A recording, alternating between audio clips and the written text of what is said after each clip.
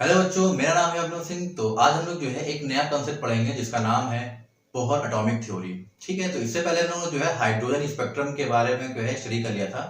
तो Niels Bohr ने जो है इसी में जो है हाइड्रोजन स्पेक्ट्रम में जो है कुछ और न्यू इम्पोर्टेंट जो है एजम्पशंस के बारे में जो है बताया था कि और क्या क्या जो है हाइड्रोजन स्पेक्ट्रम में हो सकता है। बात समझ में आई? तो देखते हैं कि उन्होंने क्या क्या एजम्पशन बताया था एक एक करके।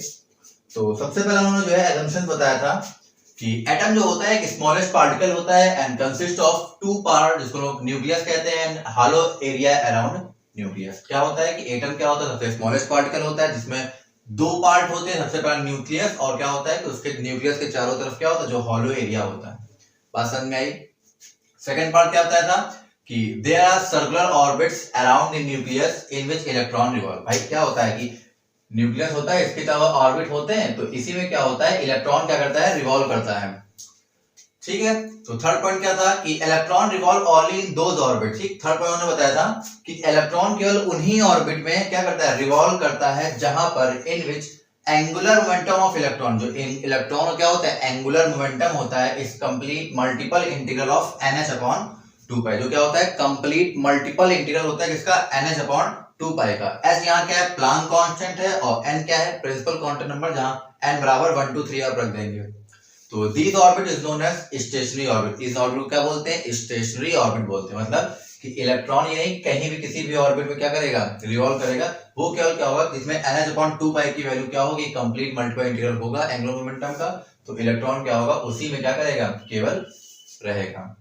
ठीक, नेक्स्ट पॉइंट क्या था कि suppose if mass of electron is m and is moving with velocity v at a circular path having radius r। तो उन्होंने बताया था कि ऐसे कोई सी इलेक्ट्रॉन का मास m है और वो v वेलोसिटी से क्या किसी भी सर्कुलर पाथ में है ना, किसी भी सर्कुलर पाथ में अगर मूव कर रहा है, तो उसका जो एंगुलर मोमेंटम होगा वो क्या होगा, NH अपॉन 2 पाई, जिसमें h क्या है, Planck constant number, Planck constant, और n क्या है, बताया था प्रिंसिपल क्वांटम नंबर। n क्या है, प्रिंसिपल क्वांटम नंबर। ठीक, और है ना 1 2 3 आप रख देंगे इन चीजें, तो क्या हो जाएगा, वो क्या हमारा प्रिंसिपल क्वांटम नंबर है। अच्छा, एंगुलर मोमेंटम क्या होता है, हम जानते हैं कि mass into velocity into radius होता है। तो एंगुलर मोमेंटम जो हो जाएगा NH अपॉन 2 पाई के बराबर हो जाएगा। नेक्स्ट पॉइंट क्या है, देखते हैं। अच्छा, आपको एक बात बता दें, जैसे नील्स बोहर ने जो है अपने हाइड्रोजन स्पेक्ट्रम के बारे में कुछ और एजम्पशंस तो दिए ही गए थे, लगभग और है भी। और उन्होंने ये भी बताया था कि आखिर कोई एटम है तो एटम की रेडियस क्या हो सकती है ना, कैलकुलेशन कैसे हम लोग जो है किसी भी एटम की रेडियस का जो है कैसे पता कर सकते हैं।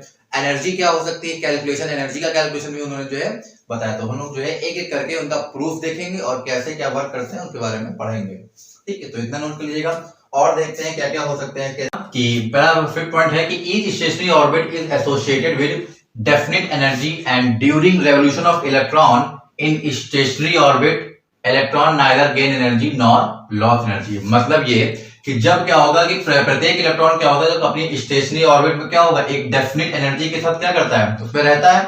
और ड्यूरिंग रेवोल्यूशन कह रहा है कि जब उसमें क्या होगा, जब भाई ये एटम है, एटम में क्या होता है, इलेक्ट्रॉन कह रहा है जब क्या करता है, उसमें रिवॉल्व कर रहे होंगे, तो कह रहा है कि इलेक्ट्रॉन जो होता है ना तो एनर्जी कहीं से गेन करता है ना ही लॉस करता है। मतलब कहने का है कि जब भाई इस ऑर्बिट में, अपनी स्टेशनरी ऑर्बिट में इलेक्ट्रॉन रिवॉल्व करते हैं, तो बाहर से ना वो कहीं से कोई एनर्जी गेन करते हैं ना ही लॉस करते हैं। भाई अगर लॉस करेंगे एनर्जी, मान लीजिए घूम रहे हैं, अगर लॉस करेंगे तो एक समय बाद इसकी एनर्जी खत्म होगी, तो वो क्या होगा, न्यूक्लियस में आके डिस्ट्रॉय हो जाएगा। तो अच्छा, इलेक्ट्रॉन अगर इसमें न्यूक्लियस ही डिस्ट्रॉय हो जाएगा तो एटम का ही जो एग्जिस्टेंस नहीं रह जाएगा। तो एक तरीके से क्या है कि एनर्जी क्या करता है, ना ही गेन करता है ना ही लॉस करता है। तो ये पॉइंट आपको समझ में आ गया होगा कि each stationery orbit is associated with definite energy. मतलब कहने का मतलब है कि हर एक ऑर्बिट की अपनी एक डेफिनिट एनर्जी होती है, और जो इलेक्ट्रॉन क्या होता है उसमें रिवॉल्व करता है स्टेशनरी ऑर्बिट में, वो ना तो एनर्जी गेन करता है ना ही लॉस करता है। ठीक, सिक्स पॉइंट क्या था कि उन्होंने बताया था कि if electron got energy from any source. भाई इलेक्ट्रॉन क्या करता है, किसी भी अगर सोर्स से जब क्या करता है, भाई उन्होंने बताया था कि भाई जब अपने ऑर्बिट में क्या होता है, इलेक्ट्रॉन है मान लीजिए यहाँ पर किसी लोअर ऑर्बिट में, ग्राउंड स्टेट में, जब भाई यहाँ से क्या होगा, इसको एनर्जी मिलेगी इस इलेक्ट्रॉन को किसी भी सोर्स से, है ना, तो क्या होगा, इसका इलेक्ट्रॉनिक ट्रांजिशन होता है। इलेक्ट्रॉनिक ट्रांजिशन मतलब क्या होगा, ये अपनी ग्राउंड स्टेट से एक्साइटेड स्टेट में क्या होता चला जाता है, मतलब अपनी GS ग्राउंड स्टेट से कहां चला जाएगा, एक्साइटेड स्टेट में चला जाता है। हम बताया था जब इसको क्या बोलता है कि किसी एक्सटर्नल सोर्स से क्या होगा, इसको एनर्जी मिलेगी। अच्छा क्या होगा, इलेक्ट्रॉनिक ट्रांजिशन होता है तो होता क्या है कि occurs from lower energy level, होता है कि लोअर एनर्जी लेवल से हायर एनर्जी लेवल में क्या करता है, चला जाता है। अच्छा वहां रहता है कितनी देर में बताया था, 10 की पावर -8 सेकंड तक ही क्या करता है वहां पर केवल रहता है, बाकी फिर क्या होता है वो अपने ऑर्बिट में वापस चला आता है। And level and wavelength of radiation is calculated, मतलब क्या होता है, मैंने बताया था कि जब इलेक्ट्रॉन क्या होगा एनर्जी लोअर एनर्जी लेवल से हायर एनर्जी लेवल में जाता है, और मैंने बताया था वहां 10 की पावर -8 सेकंड रुकने के बाद फिर वो वापस आता है। जब वापस आता है तो क्या करता है, अपने से क्या कुछ एनर्जी को इमिट करता है, रेडिएशंस को इमिट करता है। और वो रेडिएशंस किस वेवलेंथ में है, लाइमन बामन पास्टन हम बता चुके हैं हाइड्रोजन स्पेक्ट्रम में, ठीक है। तो उसकी एनर्जी क्या होगी, वो है क्या है कि जो वेवलेंथ ऑफ रेडिएशन कैसे कैलकुलेट करेंगे, तो क्या होता है डेल्टा ई है ना, energy equal to hc upon lambda. Lambda क्या है यहाँ पर, वेवलेंथ है, h यहाँ प्लांक कांस्टेंट है, c स्पीड ऑफ लाइट है, e क्या है एनर्जी, डेल्टा ई है, मतलब क्या होगा E2 माइनस E1 बराबर hc अपॉन लैम्डा। इतनी बात समझ में आ गई। अच्छा E2 में भाई डेल्टा ई है ना, डेल्टा ई है मतलब अपने हायर ऑर्बिट से लोअर ऑर्बिट में आ रहा है, तो इनका डिफरेंस ही तो hc अपॉन लैम्डा होगा। बात समझ में आ गई। तो क्या है कि ये इसकी वेवलेंथ मतलब कि एनर्जी क्या होगा, जो इतनी रेडिएशन की एनर्जी इसमें इमिट कर रहा होगा, इससे एनर्जी निकाल लेते हैं। 7 पॉइंट क्या था, उन्होंने बताया था कि as a consequence of emission, मतलब जो इमिशन होता है जो उसमें क्या होता है एनर्जी का consequence of emission of energy, discrete lines are obtain in the emission spectrum.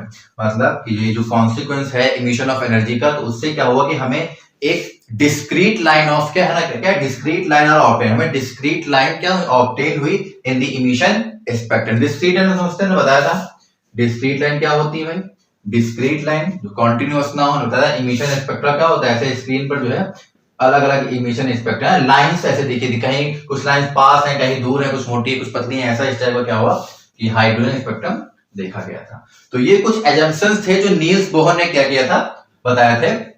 अब फिर इसके बाद जो है नील्स बोहर ने एटम की रेडियस क्या होती है ना, मतलब कैलकुलेशन कैसे करते हैं एटम के रेडियस का, एनर्जी का जो है कैसे करते हैं, तो उन्होंने काफी वो सारी चीजें जो है बताई थी। हम लोग एक एक करके क्या करेंगे देखेंगे, ठीक है, कि प्रूफ क्या होता है, कैसे उन्होंने जो है फाइंड किया था रेडियस ऑफ द एटम को। ओके, तो इतनी बात समझ में आ गई होगी। तो अच्छा इन्होंने इतने सारी काफी हद तक इन्होंने जो है नील्स बोर जो है काफी हद तक इन्होंने जो है एटम है ना मॉडल को, एटॉमिक मॉडल को काफी अच्छी तरीके से जो है समझाया था। लेकिन इनके भी जो है इनकी थ्योरी के भी कुछ ड्रॉबैक्स थे, उनको हम लोग क्या करेंगे एक एक करके उनके ड्रॉबैक्स देखेंगे कि आखिर ये थ्योरी फेल कहाँ हो गई।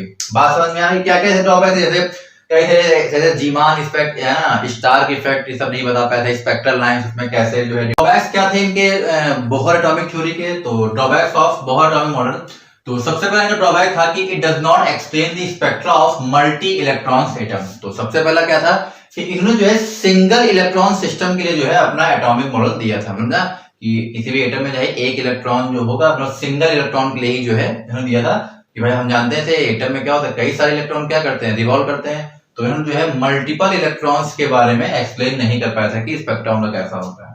बात समझ में आई। सेकंड क्या था कि does not explain the splitting of spectral lines into group of fine lines under the influence of magnetic field and electric field, जिसको हम लोग स्टार इफेक्ट या जीमान इफेक्ट बोलते हैं। ठीक है, अभी आपको क्वांटम केमिस्ट्री में पढ़ाऊंगा कि जीमान इफेक्ट और स्टार इफेक्ट क्या होता है। तो दूसरा क्या था कि ये भाई एक्सप्लेन नहीं कर पाए थे जो स्पेक्ट्रल लाइंस की जो स्प्लिटिंग होती है इलेक्ट्रिक फील्ड और मैग्नेटिक फील्ड के इन्फ्लुएंस में, जिसको हम लोग जीमान और स्टार इफेक्ट कहते हैं, तो क्यों होती है, तो ये इनका ड्रॉबैक था। तीसरा क्या था कि does not explain the 3 dimensional model of atom. तीसरा क्या था कि भाई 3 डायमेंशनल एटम मॉडल के एटम को नहीं समझा पाए थे कि भाई एटम का मॉडल जो होता है 3 डायमेंशन क्यों होता है। तो अभी इसके आगे यही जो 3 डायमेंशनल मॉडल ऑफ एटम को श्रोडिंगर ने बड़े अच्छे तरीके से समझाया था। अभी हम लोग पढ़ेंगे श्रोडिंगर की वेव इक्वेशन, तो श्रोडिंगर ने जो है 3 डायमेंशनल मॉडल ऑफ एटम को बताया था। लास्ट क्या था कि does not explain the shapes of molecule. तो दूसरा क्या था कि ये मॉलिक्यूल्स के शेप्स को जो है डिफाइन नहीं कर पाए थे कि मॉलिक्यूल का शेप जो है अलग अलग क्यों होता है। तो ये कुछ उनके ड्रॉबैक्स थे। और भी एक जो है छोटे मोटे ड्रॉबैक्स है। सबसे पहला क्या था कि ये dual nature of radiation, dual nature को नहीं समझा पाए थे कि भाई इलेक्ट्रॉन डुअल नेचर क्यों करता है। हाइजेनबर्ग अनसर्टेनिटी प्रिंसिपल अभी आएगा, तो उसमें कुछ चीजें होती हैं जो इलेक्ट्रॉन्स की पोजीशन और मोमेंटम के बारे में जो है इन्होंने जो है सही तरीके से एक्सप्लेन नहीं किया था। तो ये कुछ ड्रॉबैक्स थे जो बोहर एटॉमिक मॉडल के थे, बात समझ में आई।